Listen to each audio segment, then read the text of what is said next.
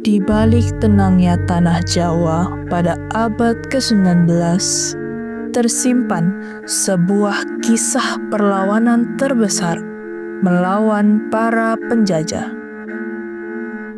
Peran yang menelan ratusan ribu nyawa melibatkan seorang pangeran dan mengubah jalannya sejarah Nusantara.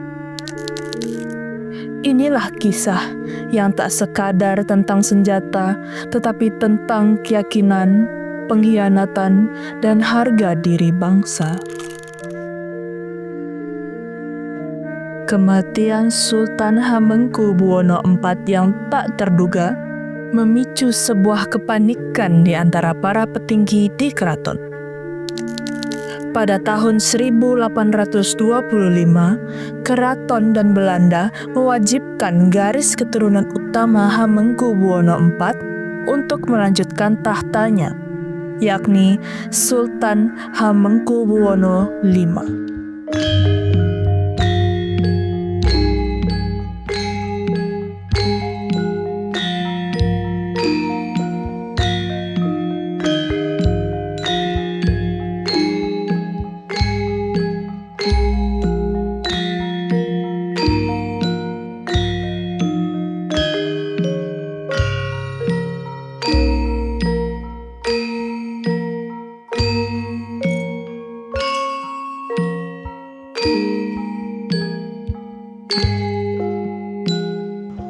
Dengan disumpahnya Sultan Hamengkubuwono V di atas singgasana ini, Keraton Yogyakarta kini menjamin stabilitas dan menjalin kerjasama erat dengan pemerintah Belanda di Batavia.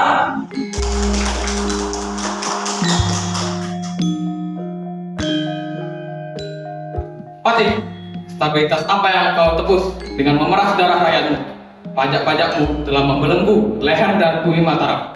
Benar, kau menukar harga diri dengan janji palsu kestabilan. Pandangan panjenengan terlalu sempit, Pangeran. Ini bukan belenggu, melainkan ini adalah tali kekang untuk menuju peradaban. Rakyat harus taat. Jika keraton ini memilih instinktif asing dan kekotoran, saya akan mencari Mataram baru di luar tembok sana. Saya akan pergi.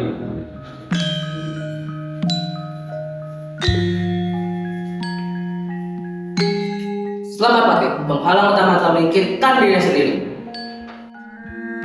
Setelah pertikaian yang terjadi, Pangeran Diponegoro pun memutus hubungan secara batin dengan keraton.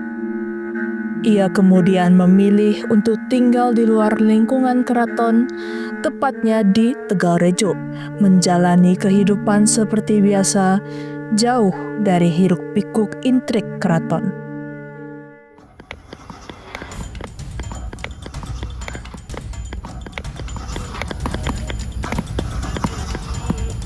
Tuan Residen, mohon ampun. Apa yang tersisa bagi kami? Jangan langgar makam kami. Itu tanah suci. Tuan Residen, ampun. Jangan langgar makam suci milik leluhur kami. Itu tanah suci milik keraton. Diam! Kalian pikir teriakan kalian mengubah apa-apa? Tanah suci, tanah ini milik Gubernur Jenderal sekarang. Ini proyek jalan. Kerja. Pasang patok itu sampai ke jantung makam kalau perlu.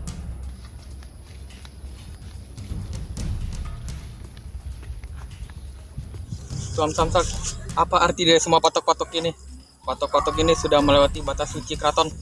Oh Pangeran, kenapa Anda selalu mencari masalah kecil? Ini hanya sepotong kayu di atas tanah. Tanah ini milik Sultan, dan proyek ini atas persetujuan Dewan. Saya akan membangun jalan ini. Mau Anda suka atau tidak? Bagi kami, ini bukan sekedar tanah. Ini adalah tanah untuk peristirahatan leluhur kami. Ini adalah sebuah kehormatan.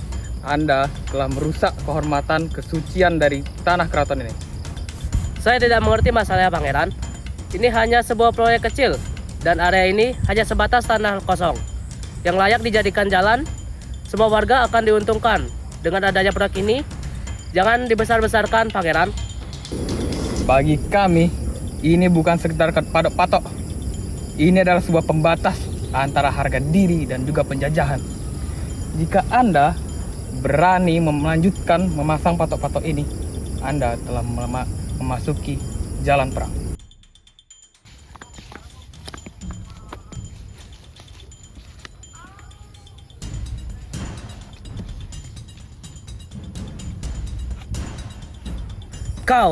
Kau akan menyesali kesombonganmu, pangeran.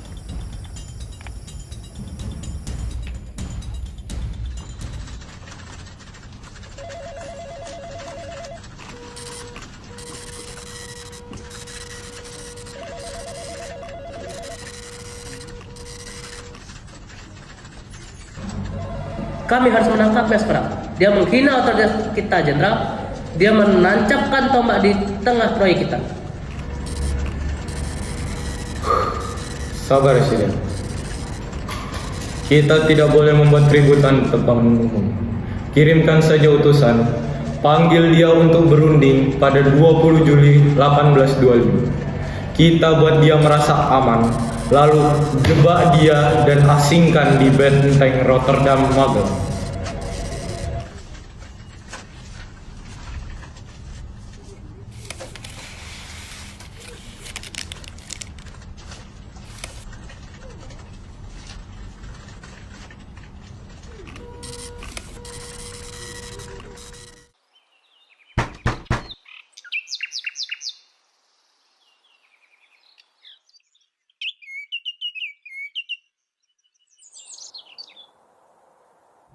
Pangeran, saya berdiri di sini atas dasar perintah Jenderal untuk menyerahkan surat ini kepada Anda.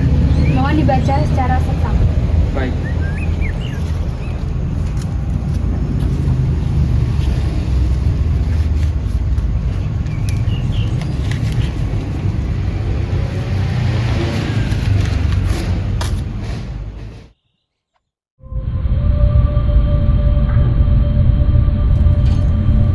Bakar Pangeran Tegal Rejo. Jangan biarkan dia lolos.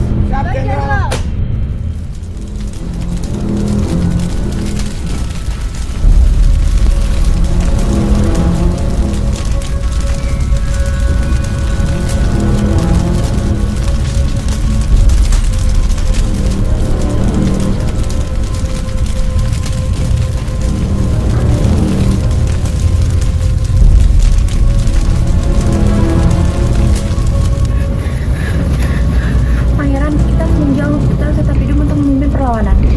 Cepat, kita harus pergi ke selatan, ke Gua Selarong. Di sana kita akan mendirikan Mataram yang baru.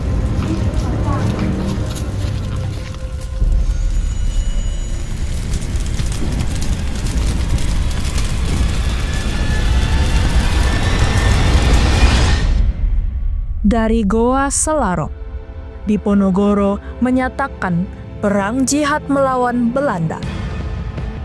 Ia tak hanya menghimpun bangsawan yang sakit hati, tetapi juga para ulama dan rakyat jelata yang tertindas. Jawa harus bangkit. Kiai, tugasmu adalah membangkitkan semangat spiritual rakyat. Ini bukan perang harta, tetapi perang keyakinan. Melaksanakan Pangeran, la ilaha illallah, semoga Allah memberikan kita jalan, kekuatan dan kegigihan untuk melawan gelapnya tanah Jawa yang dikuasai oleh Belanda. Amin. Sentot, kau adalah panglima muda. Gerakan kita harus cepat dan tidak terduga. Kita tidak akan perang di medan terbuka. Kami akan senantiasa mendukung dari garis belakang peperangan. Pangeran, Jawa harus bersatu. Kanda, ingatlah bahwa kau sudah meninggalkan kehidupan keraton yang nista oleh Belanda untuk memperjuangkan apa yang selalu kau dambakan. Selama dan Ayu masih hidup, dan Ayu akan selalu mendoakan keselamatan Kanda dan yang lainnya. Jangan pernah gentar melihat senapan mereka. Darah kita adalah saksi. Tanah ini adalah tanah warisan kita. Kita harus rebut kembali kehormatan ini, sekarang juga. Siapapun yang mengaku anak Jawa, tunjukkan nyali kalian. Saudara-saudara, Belanda hanya kuat karena meriam dan benteng, tapi kita punya rakyat dan bumi Jawa. Semangat itu adalah senjata terkuat kita. Kita bertempur demi martabat. Kami akan berjuang, Nyai, Sampai darah kami kembali ke tanah dan menjadi satu dengan Ibu Pertiwi. Taktik perang baru telah diputuskan. Gerilya. Akankah strategi cepat dan menghilang ini cukup untuk menggoyahkan kekuasaan militer Belanda yang terlatih?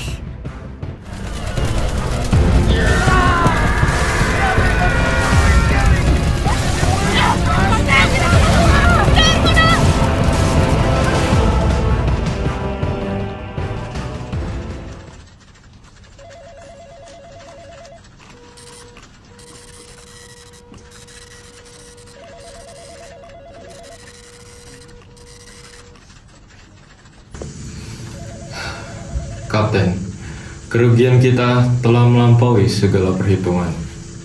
20 juta gulden, dana yang terbuang sia-sia untuk memadamkan si Ratu Adil itu. Kita tak dapat lagi membiarkan sang pemberontak bergerak leluasa di antara hutan dan gunung. Ambisi pangeran itu memang licin bagai belut, Jenderal. Gerilanya menyulitkan logistik dan prajurit kita. Maka kita harus mengurungnya. Kita akan bangun benteng-benteng yang saling terhubung, menjaring setiap jengkal tanah, benteng stelsel, batasi setiap ruang gerak dan pasokannya. Kita akan biarkan mereka mati dicekik oleh tembok-tembok kita sendiri. Jenderal, bukan hanya soal tembok dan meriam, ia adalah soal keyakinan dan kesetiaan. Izinkan hamba menyebar benih-benih keraguan. Kita sebarkan desas-desus bahwa perang ini telah benar-benar kalah, bahwa pangeran telah dikhianati dan ditinggalkan. Kita pecah belah loyalitas para pengikutnya dari dalam. Ide yang bagus, Kapten. Hamba menyukai ide keji tersebut. Gunakan segala daya upaya, panggil kaum priai yang masih tunduk dengan kita. Paksa rakyat Jawa untuk menjadi kuli dalam membangun benteng dan membuat jeruji sangkar bagi pangeran mereka sendiri.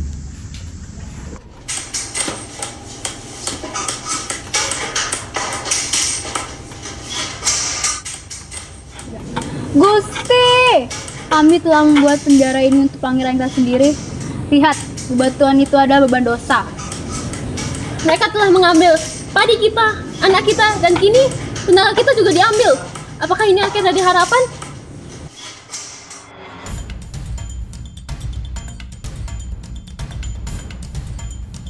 Pangeran, hamba mohon ampun. Persediaan kami nyaris habis. Beras di desa-desa pun tak dapat lagi menembus benteng Belanda. Rakyat di desa pun sudah kelelahan. Ini anak-anak kami, Pangeran. Mereka tak punya lagi tempat untuk bersembunyi.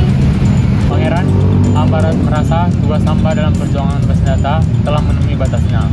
Hamba mohon, izinkan hamba berunding dengan Belanda sebagai jalan untuk meringankan beban rakyat. Hamba merasa perjuangan suci ini terancam bergeser. Apa? Berunding? Itu bukan jalan seorang satria, Kiai. Itu adalah penyerahan yang dibungkus dalam kata damai. Damai yang kita tawarkan Sultan setidaknya akan menghentikan penderitaan rakyat sipil. Kau panglima perang, kau tahu benteng stelsel ini mencekik kita sampai ke akar-akarnya. Baiklah, kalau begitu kita cari jalan lain. Aku akan berjuang sendiri, menerima tawaran Belanda, pura-pura tunduk, dan mencari celah untuk menghimpun kekuatan baru di luar Jawa. Jangan percaya pada senyum kolonial, Sultan. Jalanmu adalah kompromi yang akan berujung pengkhianatan. Sementara jalan hamba adalah pengorbanan. Kiai, bukankah jika itu jalan yang kalian pilih? Semoga Tuhan memberkati jalan yang kalian pilih. Dengan perpisahan ini, dua tiang utama perlawanan di Ponorogo pun runtuh. Kiai Mojo telah ditangkap dalam perundingan dan diasingkan ke Minahasa. Sentot Ali Basya menyerah, dibuang ke Bengkulu. Pangeran Diponegoro kini berjuang sendirian.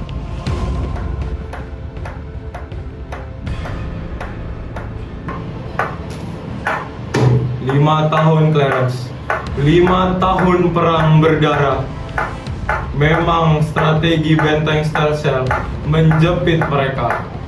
Tetapi kini Batavia setiap pekannya berteriak soal uang. Kapal-kapal membawa laporan soal kerugian yang memuakan. Kami tahu, Jenderal. Kas di Hindia sudah diambang kehancuran. Kita telah menghabiskan hampir 20 juta gulden. Kita harus akhiri kekacauan ini. Segera. Kirim utusan terakhir, Jenderal. Tawarkan perundingan damai. Itu akan membuat tipu daya ini terlihat semakin jujur.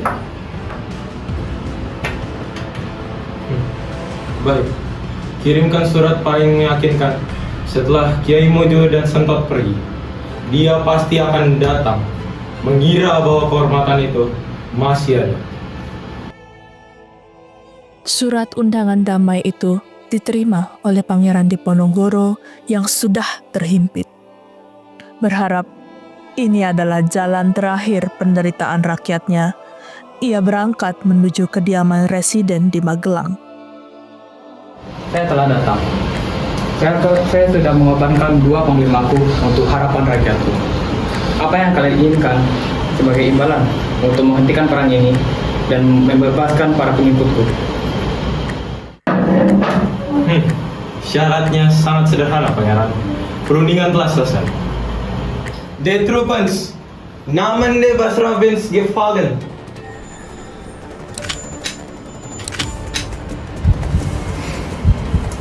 Aku menyerahkan diri.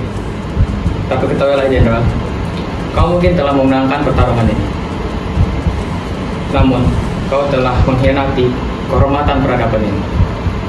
Aku telah menyesal menaruh kepercayaanku pada harapan palsu. Kehormatan itu hanya omong kosong di atas makam. Kau akan menjadi tawanan kami. Kau akan bayar mahal atas uang kas Hindia Belanda. Bawa dia cepat. Tangan ini tidak akan pernah mendatangani perjanjian pengkhianatan.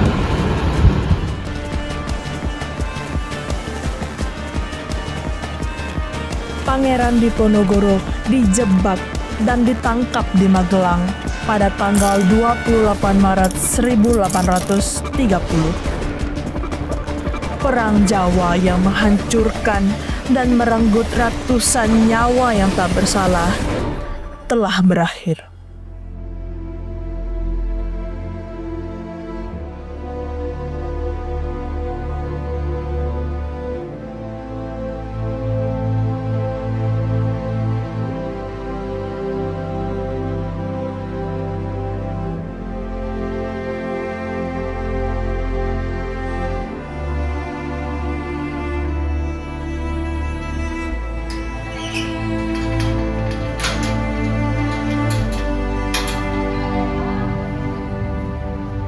Tutup, Pak.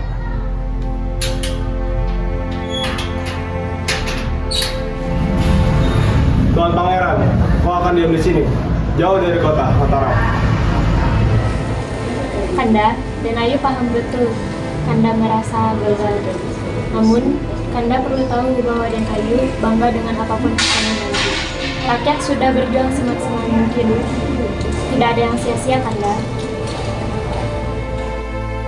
Pangeran yang memimpikan Mataram yang baru kini diasingkan jauh dari tanah leluhurnya. Setelah sempat ditawan di Manado, ia menjalani sisa hidupnya di benteng Rotterdam, ditemani kesetiaan abadi dari Raden Ayu Retno, istrinya. Ia kemudian wafat pada tanggal 8 Januari 1855 di Makassar.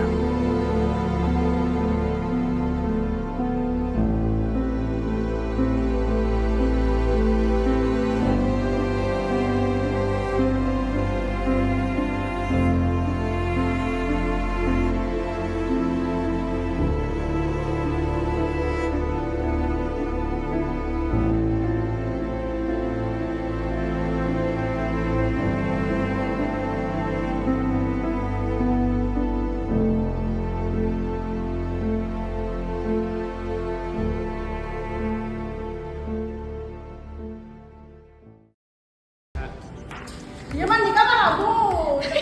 Gimana? Potongnya potong.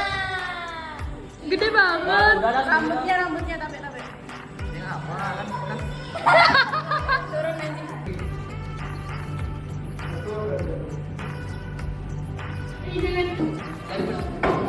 Ya. Kontol.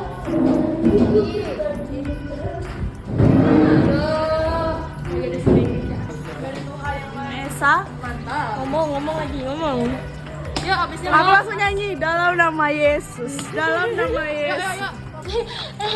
Andika. Maling nih, maling. Kang sayur.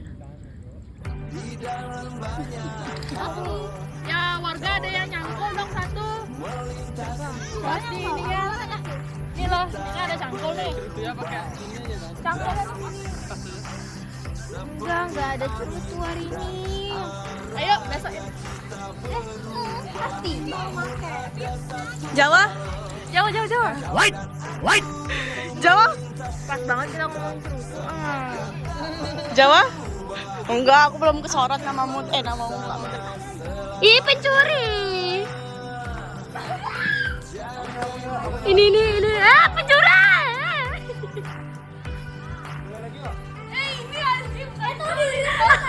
Oh, aku kira ngintipin apa dari tadi. Pas gak ada deh. Benerin nih. Ih, nyala matanya.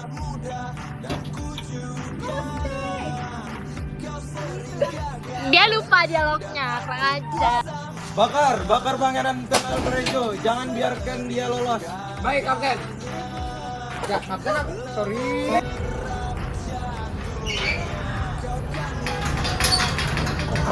Saya telah datang. Saya sudah mengorbankan 2 panglima saya untuk menebus harapan rakyat. Katakan, Jenderal, apa yang bulan yang harus saya tebus untuk mendapatkan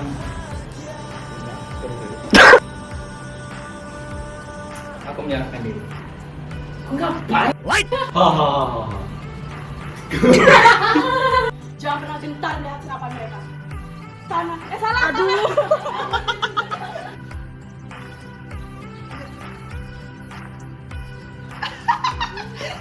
Kami akan berjuang, Nyai, sampai darah kami kembali ke tanah dan menjadi satu. Kami Ini kerja. Di kelompok. Sekarang kamu sama yang lain. Awalnya ku cuma cobain, tapi ku ketagihan. Ku bilang, ini paling tantrum. itu sama, Cok. David, coba.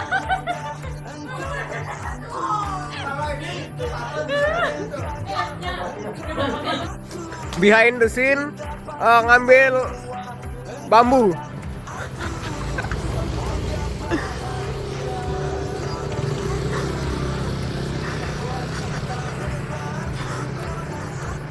Maling. Behind the scene maling. Perjuangan demi jadi di Ponorogo.